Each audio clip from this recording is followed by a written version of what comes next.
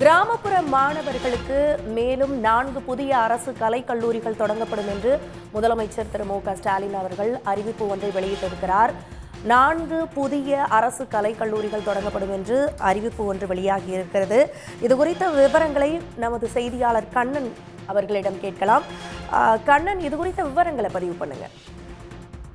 நிச்சயமாக பள்ளி படிப்பை முடிக்கும் மாணவர்கள் அனைவரும் கட்டாயமாக உயர்கல்வியில் சேர வேண்டும். அவர்கள் உயர்கல்வியில் சேர்ந்து அந்த உயர்கல்வியை தொடர வேண்டும் என்று அதற்காக பல்வேறு திட்டங்களை தமிழ்நாடு அரசு செயல்படுத்தி வருகிறது. அதன்படி பார்த்தோம் என்றால் புதுமை பெண், தமிழ் புதல்வன், நான் முதல்வன் திட்டம் உள்ளிட்ட பல்வேறு திட்டங்களை தமிழ்நாடு அரசு செயல்படுத்தி வருகிறது. இதன் காரணமாக உயர்கல்வியில் சேரும் மாணவர்கள் எண்ணிக்கை தொடர்ந்து அதிகரித்து வரும் நிலையில் உயர்கல்வித்துறையில் உட்கட்டமைப்பு வசதிகளையும் தமிழ்நாடு அரசு மேம்படுத்தி வருகிறது. இதன்படி கடந்த 26ஆம் தேதி தமிழ்நாடு முதலமைச்சர் மு.க.ஸ்டாலின் சென்னை தலைமைச் செயலகத்திலிருந்து 11 புதிய கலை அறிவியல் கல்விகளை திறந்து வைத்தார். குறிப்பாக கிராமப்புறங்களில் மாணவர்கள் பயன்பெறும் வகையில் இந்த கலை அறிவியல் கல்லூரிகள் திறந்து வைக்கப்பட்டது.